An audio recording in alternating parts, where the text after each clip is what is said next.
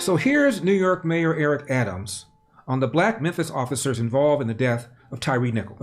But I think race is still on the table. When a culture of policing historically has treated those from different groups differently, even when the individuals are from that same group, that culture can still exist. And we have to zero in on it, being honest about it, and making sure that we properly train police for the realities of the cities that they are policing in. Wow.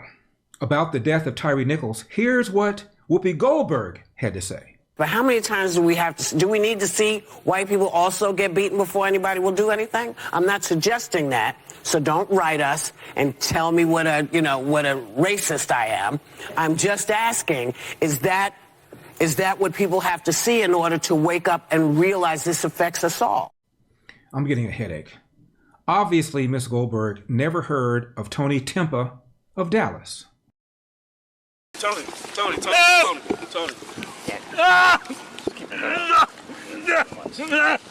Stop it. Oh, no, please. You're gonna be all right. You're gonna be all right. Tony. What's your last name, Tony? Oh, God, Please.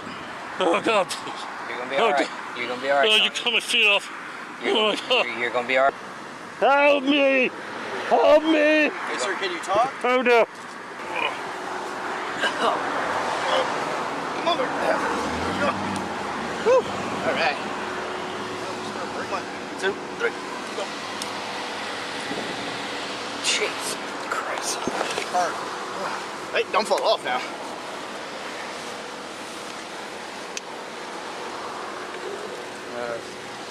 I don't want him to fall. Is he knocked out or he ain't dead, is he? Nah, he just moves. Oh, okay. I think I'll go freak. He was white. He died. Obviously, she's never heard of Kelly Thomas of Fullerton, California. Get on the ground! Get on the ground!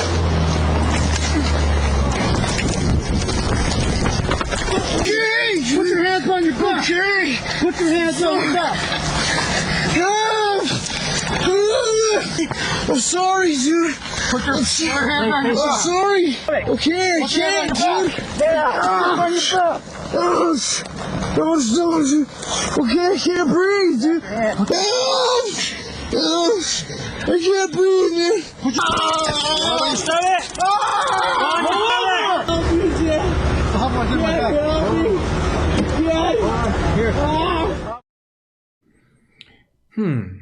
Did I hear him say, I can't breathe? Now, where have I heard that before? He died. He was white. And obviously, Ms. Goldberg never heard of a man named Dylan Thomas. Fresno, California, pulled over for a traffic stop, shot several times. He was unarmed. He died. He was white. Now, the police killed more unarmed whites than unarmed blacks. In the last 5 years, the police have killed 39% more unarmed whites than unarmed blacks. But when it's an unarmed white, he's just a dead fly. In fact, there's a slight anti-white bias against whites compared to a black suspect in the same situation. But nobody gives a rip because it doesn't fit the narrative. Now, the mayor of LA promptly weighed in on the death of Tyre Nichols, even suggesting the black cops had a racial motive. And I'm curious, what do you make of the fact that the officers who did this were all black? Well, I think that many of the incidences we have seen have had a racial motive to them. Obviously, this did not. But even with the black officers, I wonder how they would have reacted if it was a young white person. And so, we have a problem with policing in our country. Many, many times it's racial, but not always. And you will have African Americans that will tell you pretty frequently that sometimes they have difficulty, regardless of the race of the officer, that it is a problem that is fundamental to policing in America. So this, she said, obviously didn't have a racial motive, and then said, yeah, but it could have been could have been racial. So it didn't have a racial motive, except it did have a racial motive. But mum's the word from the mayor on 3 black people killed in LA, very likely by black assailants. Authorities have just identified the victims involved in a deadly triple shooting in Beverly Crest. All victims were female.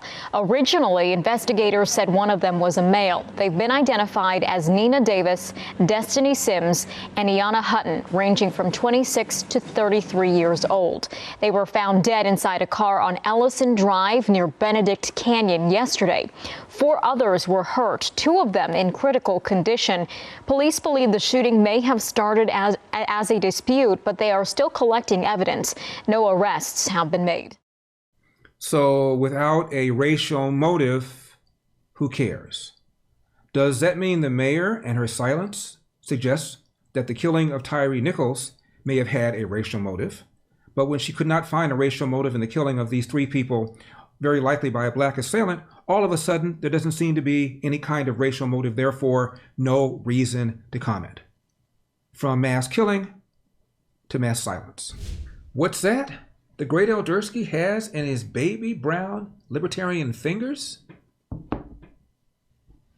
A couple of my slippers.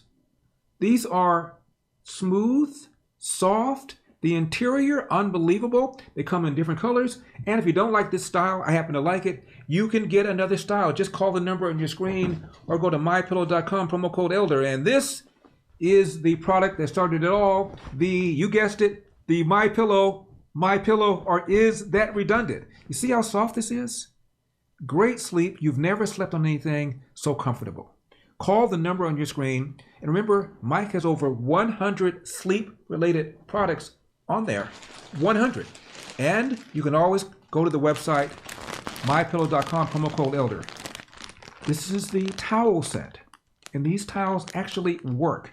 They absorb the water, which is the whole point, isn't it? They come in different colors.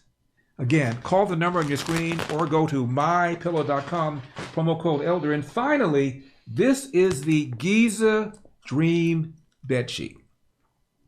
Made from the finest cotton in the world, located in Egypt, an area in Egypt called Giza. Thus, the name Giza Dream Bedsheets. Isn't he clever? Now, mine is in white. Why? Because I'm the black face of white supremacy, but you are not. Call the number on your screen. Order a sheet, Giza Dream Bedsheet, in the color you want. And of course, they come in different sizes because beds come in different sizes. Call the number on your screen or go to mypillow.com, promo code ELDER. That's mypillow.com, promo code ELDER. MSNBC Hee-Haw's Joy Reid has never seen a race card she couldn't pick up and play. We begin tonight with the fallout over the tragic death of Tyre Nichols at the hands of 5 Memphis police officers. Now, if you have a heart, what happened to the 29-year-old father, skateboarder, FedEx driver, and amateur photographer should outrage you. It should shock and disgust you, as should the so-called brothers who chose to behave like a little blue gang rather than as black men. But it damn sure shouldn't surprise you. What happened to Tyre Nichols was as American as apple pie. From the start, the European colonies in the Americas were designed to produce 2 kinds of people, subjects and citizens. And violence was at the center of it all. Even once they left Europe in the early 17th century, the colonizers of this continent remained the subjects of the European kings. Good Lord. By the way, she went to Harvard. Pretty impressed. Odd that somebody so angry has a first name of Joy. There's got to be a lawsuit there somewhere. Joining me to discuss this is Soledad Ursua, Venice Neighborhood Council board member who also writes for the City Journal, published by the Manhattan Institute. Soledad, why the radio-free silence on behalf of our new mayor as to the killings in Benedict Canyon? That's a good question, Larry. Just this past weekend, and think about Karen Bass, what she signifies for Los Angeles. Many people have really praised her. She is the first Black female mayor of Los Angeles. She's really made history here, but she seems very silent in this case where 3 of these victims, these young women, are presumably Black women, and she really has done very little to seek justice for them. So one might use her same logic and ask her if she would treat this matter differently if there were 3 white males who were dead. Would she follow up on this case? Would she call for their justice? She's gone very quiet in this, and it seems that this shooting just really doesn't fit the narrative that Democrats like to throw out. And so everybody is suddenly getting very quiet about this. You know, as I pointed out in my monologue, Soledad, for years, the police have killed more unarmed whites than they've killed unarmed blacks. Studies have shown the police are slightly more hesitant, more reluctant to pull the trigger on a black suspect than a white suspect. But when it's a white unarmed person, nobody seems to give a rip. That's right. And those facts just don't matter. What people want to do is use this to really antagonize minorities against each other, to create a sense of distrust. Again, they are just going on this playbook to keep themselves in power, and they're doing really little to keep these communities safe. You know, this shooting, it was a party house, an Airbnb house in a very wealthy area. And I wonder if we would have heard about this if it happened in a low-income neighborhood, because the definition of a mass shooting is with 4 people shot at one incident. So you have to wonder how many mass shootings are going on in a weekend in South Los Angeles, or what about Chicago? None of those stories ever make the news. That's a good point. 2 weekends ago, 30 people shot in Chicago, 7 fatally, did not make the news. And the truth is, the reason the police are in black communities, as the professor from Columbia, Kimberly Crenshaw, put it, Soledad, targeting black communities, is because that's where the crime is. A young black man aged between 10 and 34 years old is 13 times more likely to be murdered than a young white male, same age, and almost always the murderer is a young black male. That's why the cops are there. Yes, and, you know, Karen Bass, she should really learn that, you know, she has been working sort of on a federal role. Now she is the mayor of a big city, and she really needs to work to come together and work to make communities safer. She should also really be careful what she's suggesting, because if you remember, she does not have a great track record with gun safety. This past September, 2 of her guns were stolen from her home. The guns have never been located, and what people will know is, you know, what happens with stolen guns? They're often used in murders. So she herself has put 2 guns on the street. So she should be very careful what she says about these mass shootings. Great point. The other thing is this. There's something called the Ferguson effect or the Minneapolis effect. They're probably now going to call it the Tyre Nichols effect. And that's when cops pull back. They no longer engage in proactive policing because they fear being called systemically racist. I interviewed a data scientist for Thomson Reuters. His name is Isaac Kriegman, Soledad. He did a study, and he found out because of the cop pullback in just 5 major cities, there were literally hundreds of what he called excess deaths. In other words, black people killed who otherwise wouldn't have been killed if the police had been proactive. So it's not just a lie that the police are engaging in systemic racism. It's not just offensive. It is getting people killed, the very black people that people on the left claim that they care about. And there are some groups that are really taking advantage of the situation. For instance, over this past weekend, Black Lives Matter was here. They were marching. They shut down Pacific Coast Highway, which is Lincoln Boulevard and Venice. They shut down traffic in all directions for about 3.5 hours. No emergency vehicles could get in or out. After about 3.5 hours, the crowd got more agitated, and they marched to the house of our newly elected councilwoman, Tracy Parks' home. And they were chanting for her to come out. Patrisse Cullors, you may remember when Candace Owens showed up at her house and rang her doorbell, and Cullors was in tears saying that it shook her and this was for safety. But here she is on Sunday ringing the doorbell of Tracy Park, telling her to come out because she wants to talk to her. And she has about 200, protesters there with her. So what you see here is, LAPD is scared. They're backing off. Many of these groups are really using this to their advantage. Another thing that's happened too, let's look at these cops that beat Tyre Nichols. They were fired. They should have been fired. I don't know any cop I've talked to who says the beating was justified. But would these 5 cops have even been cops under normal hiring criteria? The biggest scandal where you and I live in Los Angeles is the so-called Rampart scandal a few years ago. It inspired the movie Training Day that Denzel Washington starred in. These guys were basically thugs who never would have made the police force had it not been for them waiving certain kinds of standards. The lead guy is named Rafael Perez. Turned out he had applied at several police departments, Soledad, got rejected because he couldn't pass a background check. LAPD hired him. So because of lower standards, because of the push for diversity, because of the lie that the police are engaging in systemic racism, applications are down, people are resigning earlier or retiring or transferring to other departments. There's a manpower shortage, and I wonder whether or not these Memphis cops would have even become cops if it hadn't been for all of those kinds of things. Yes, that's a good question. You know, if you want better cops, you need to invest in better training.